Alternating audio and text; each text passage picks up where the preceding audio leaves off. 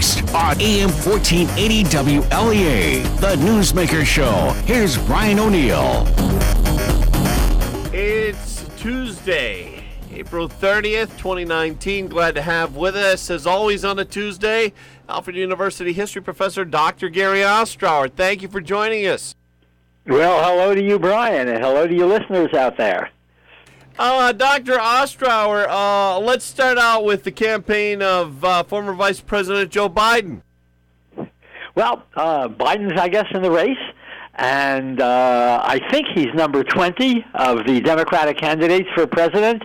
I would expect that there will be more than just Biden, so for all I know, there may be 25 or 26 out there, and what that probably means is that when the Democrats finally do select a candidate, it's not going to be someone who has majority, clear-cut majority support, but rather, I guess we call it a plurality. Biden has a reputation. He's been around for, I think, 40 to 50 years or so. He's kind of a known quantity. Obviously, he had been vice president under Obama for some years. So I'm not terribly surprised that he's leading the pack right now. And the latest poll figures that I had seen was that he had something like 27% favorability in New Hampshire, which will have one of the first primaries. Next would be Bernie Sanders, I think, with 20%, and then others with some lesser degree of support. And that includes, I might add, Elizabeth Warren, who I think, if I'm not mistaken, although she's right from next door in Massachusetts to New Hampshire, nevertheless only had about 6 or 7% of support, which is a little surprising because I would have assumed that she would have been a much stronger candidate at this point. But, Biden has some baggage, and part of that baggage has to do with the Anita Hill hearings way back in, I believe it was 1991, maybe it was 1992, I think it was 1991. He has he apologized to Anita Hill for his conduct during that hearing, and she's not quite sure, I think, as I read things, that the apology was really a full apology, but in either case, Anita Hill is coming back. So 30 years ago, but nevertheless, let me repeat something that William Faulkner once said. William Faulkner was a great American novelist, and he said, "The past isn't dead." He said, "It's not even past." And I think that, poor Joe Biden is going to have to deal with that in respect to the whole subject of Anita Hill. I was listening to the Newsmaker program, I think it was just this past Friday, when Dr. Heinemann was talking a little bit about Anita Hill, and, Heinemann kind of dismissed her. Well, unfortunately for Dr. Heinemann, an awful lot of people are not going to dismiss her in all likelihood. And remember, I'm talking about a hearing when Justice Clarence Thomas was before the Judiciary Committee of the United States Senate after he had been recommended, after he had been proposed by President Bush, the first President Bush, as a Supreme Court justice. So they had the confirmation hearings before the court, before the Judiciary Committee. It was an all-male committee. I think, if I'm not mistaken, there were 13 senators on the committee, and Anita Hill was really, in a sense, roughed up. And yet, I think today, most historians would agree that Anita Hill was telling the truth, and Justice Thomas was not, the man who would become the justice, Clarence Thomas, was not telling the truth about the relationship that they had. We don't know for absolute certainty, but Anita Hill had no reason to lie. And Justice Thomas did have a reason to lie, namely he wanted to be confirmed. And when someone has a motive to lie, it's you're going to have to take them a little bit, view them a little bit skeptically. As I say, she did not have a motive to lie, and the fact of the matter is that today, as going back and reviewing the record of that hearing, this is almost 30 years later. She remains a very, very credible witness. And one of the points that she makes is that the hearing was concluded, shut off, and this is where Joe Biden comes in. Joe Biden, ended the hearing before a number of other women who had wanted to speak, who had volunteered to speak in Anita Hill's defense, and that is to say, critical of Clarence Thomas. they were simply not permitted to testify. There was a woman by the name of Sicardy Hartnett. There was another woman by the name of Angela Wright. A third one by the name of Rose Jourdain, who died just about 9 years ago. They had all volunteered to speak, to testify at the hearing, and if they had done so, it would have been ways that was very, very critical of the man who then became the Supreme Court Justice. Unfortunately, I don't think that Thomas told the truth, but these days perhaps that's not so unusual in Washington, D.C. Dr. Ostrower, could you? So I wanted to go over what Joe Biden did that offended Anita Hill. He ended the hearings before other people were able to testify. What were Biden's statements like, if you remember, about regarding Anita Hill? How did he treat her, did you think? Well, I think he kind of he treated her in a somewhat dismissive manner. Let me give you another example of what he had said he would do, in contrast to what he in fact did. He told, he had set up the hearing so that Anita Hill would be the first witness to testify. And of course, her testimony would have been very critical of Clarence Thomas.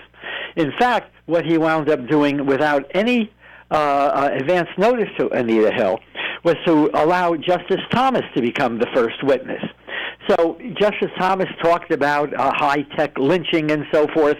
And what he tried to do, in other words, was to anticipate what Anita Hill would say. And, of course, he knew exactly what she was going to say, and sought to discredit her. And a number of other senators, especially Republican senators, people like Arlen Specter from Pennsylvania, John Hines from Missouri, were also, equally very, very critical of Hill. As a matter of fact, one of those senators, I think it was Hines, suggested that she is suffering from some kind of a mental disease, erotomania, he called it.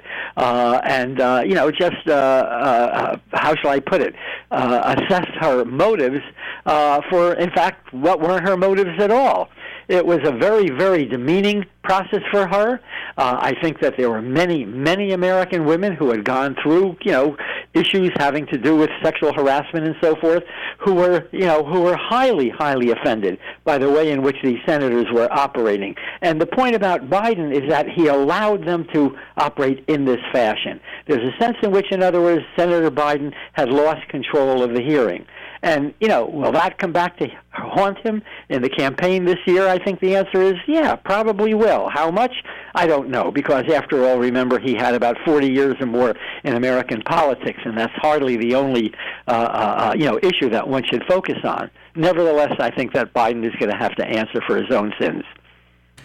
But we have a variety of topics we wanted to cover today. We could do either this day in history, or we could talk about the church shooting over the weekend and the temple shooting over the weekend. What would you rather cover first, Dr. Ostrower? Let me make a comment, if I may, about the temple shooting, and then I'm happy to talk about this day in history. Although I'm not quite sure what happened this day in history, so you'll have to surprise me on that. But I was teaching a course yesterday at Alfred University, and the course is called Churchill, Roosevelt, Stalin, and Hitler. In other words, the four major figures, the four major leaders of the World War II period. And we were dealing with the subject of Hitler, and I was talking about, among other things, the way in which Hitler had essentially used the Jews as a scapegoat for all of Germany's ills, dating from all the way, back to the First World War. He claimed that the Jews had stabbed Germany in the back during the war, that the Jews were responsible for the perception that Germany had lost the war when he claimed Germany really had won the war. Well, Hitler was not exactly much of a credible historian. Of course the Germans had lost the war. And of course the Jews were being blamed for all sorts of things for which they were not responsible. But Hitler created a really toxic environment that led to all kinds of attacks on the Jews, and eventually, of course, we know where that led. It led directly during World War II, between 1940 and 1945, to the Holocaust. Well, I said, here we are talking about all of this, and there's just been another attack on a synagogue in the United States. Back about 6 months ago, we all know what happened in Pittsburgh, Pennsylvania, when a white supremacist killed about, I think it was 13 people in the Tree of Life synagogue in Pittsburgh.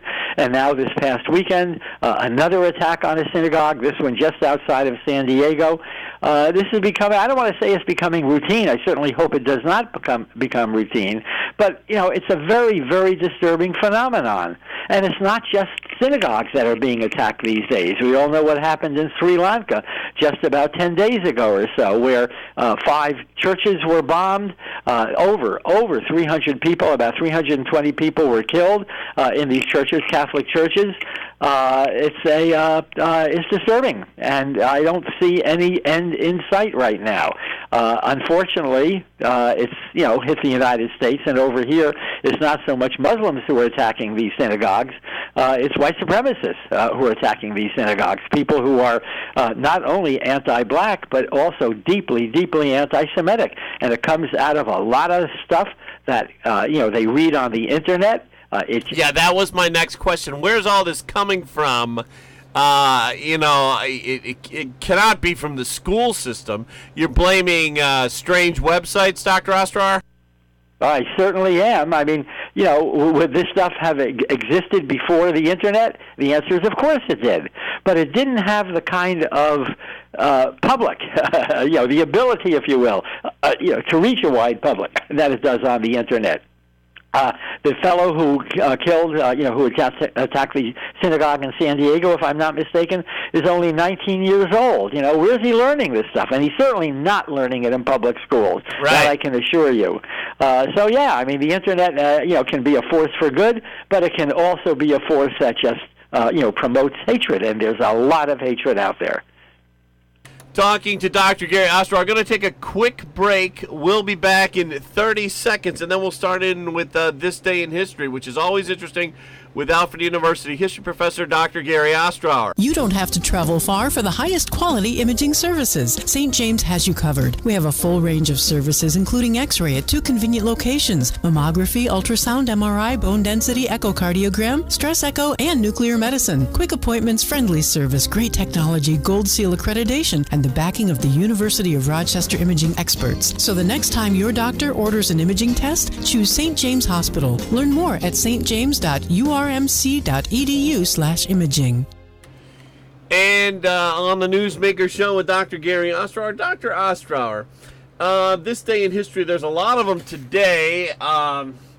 There's the let's start out with the first presidential inauguration, February of 1789. All 69 presidential electors unanimously chose George Washington to be the first American president, and it was on this day in history, April 30th, 1789, that he was sworn in.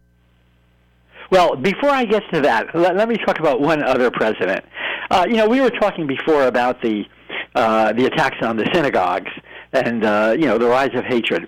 There's a larger context to all of this that I would just like to mention before I go back to George Washington here, and that is that since President Trump has been running for president, and then, of course, was inaugurated back in 2017, the number of hate crimes in the United States has risen sharply. The number of anti-Semitic incidents among that, larger group of hate crimes has also risen sharply. If I'm not mistaken, according to the Anti-Defamation League in New York City, the increase is by 70 or 80%. I think it's like 70% right now. Does the president, you asked the question, where does all this stuff come from? Look, the president has a Jewish daughter. He has a Jewish son-in-law. I don't know that he is himself in any sense anti-Semitic, but he's certainly creating an environment. He is certainly in some ways, almost encourage an environment. When he said at Charlottesville just about a year ago, after the Charlottesville, rioting and the killing of that one young, anti-fascist protester, he said, well, people on both sides are fine people. Well, the fact of the matter is that those white supremacists, those Nazis who are marching in Charlottesville, are not nice people. And those kinds of comments by the president encourages people, encourages others to do what I see is happening right now. So again, I don't want to lay direct responsibility on the president for this. I think that would be unfair. But there is some indirect responsibility, and that becomes very troublesome. So far as George Washington is concerned, Washington was the only president who ever received 100% of the electoral college votes. He became president, of course, back in 1789. His vice president was John Adams, and that was also in some ways a somewhat, dicey period in American history. Within 10 years, the Alien and Sedition Acts were passed. This is during a period when the United States was involved in a war against France. It was not a declared war. It was not an official war, but it certainly was a war. We call it the naval war. We sometimes call it the quasi-war against France. And the Congress passed during that period a series of measures, among other things, which essentially closed off any criticism of the public. I'm sorry, any criticism of the president by the public, by newspaper editors. There were newspaper editors who were put in jail because they were critical of the president. They were critical of the war. So, American history has been replete for, over 200 years, with issues having to do with, can you criticize the president? Should you criticize the president? Is it legal to criticize the president? We have a First Amendment, but that says, yes, indeed, it's legal. The First Amendment guarantees free expression, free speech, free press, and so forth. But by the same token, there have been those people who have tried to close that thing down, and that was certainly true back in 1797. It was certainly true again during immediately after the First World War. After the Second World War, we know about the McCarthy period, and I think that President Trump would be very, very happy to tighten up the libel laws in such a way to make criticism of himself, illegal. He calls the press, the free press, the enemy of the people. I think that's very, very disturbing. Talking to Dr. Gary Ostrower on this day in history, 1945. Hitler's suicide, swallowed a cyanide capsule, and shot himself in the head. Was his mistress, Eva Braun? Did she also commit suicide with him, I think? They committed suicide together, and 7 days later, about 8 days later, I should say, the war ended. So it was it was a matter of Germany after, basically 7 years of war. The war began on September 1st of 1939, and of course it ended on May 8th of 1945. We're going to call that VE Day, Victory in Europe Day, and that was 8 days after Hitler and his mistress had committed suicide in Hitler's own bunker in Berlin. One of the fascinating things about all of that is that Hitler, by the end of the war, had become, in a sense, bitterly furious against the German people. And the reason he became so angry at the German people is he felt that they had not lived up to his expectations, which, of course, included, among other things, winning the Second World War. Also on this day in history, April 30th, 1975, and this will be a big day to a lot of people. South Vietnam surrenders. Well, the war there was in some ways it was a long, long war. In Vietnam, they talk about the French War, and then they talk about the American War, and altogether it lasted, roughly 30 years or so. The French War began right after World War II ended in 1946, when the Vietnamese wanted independence from France. The French wanted to maintain their colonial empire, and so the French sent approximately 500,000 men, a little bit less than 500,000 men, to Vietnam to put down the independence insurrection. The insurrection was led by a fellow named Ho Chi Minh. Some of our older listeners will remember that name. And Ho Chi Minh was a communist. He was also a nationalist. And he took advantage of both of those things as a way of mobilizing support against the French. The French, as I said, were unwilling to allow the Vietnamese their independence. They remained there until 1954, and finally in 1954, they cried uncle. In a sense, they realized that they had lost the war. When the French left in 1954, the Americans essentially took their place. And from that point on, we're going to be involved, then, of course, in a military fashion from 1960 until 1973. Our participation in 1973 ended. Vietnam was still divided between a communist North and a non-communist South, and 2 years later, the North essentially, took over the country, and that's where April 30th comes into play. The North Vietnamese troops entered into Saigon, that was the capital of South Vietnam, on April 30th, and the war ended within a few hours of that event. Some of you will remember these very, very famous pictures of Americans being evacuated from helicopters from the roof of the American embassy in Saigon.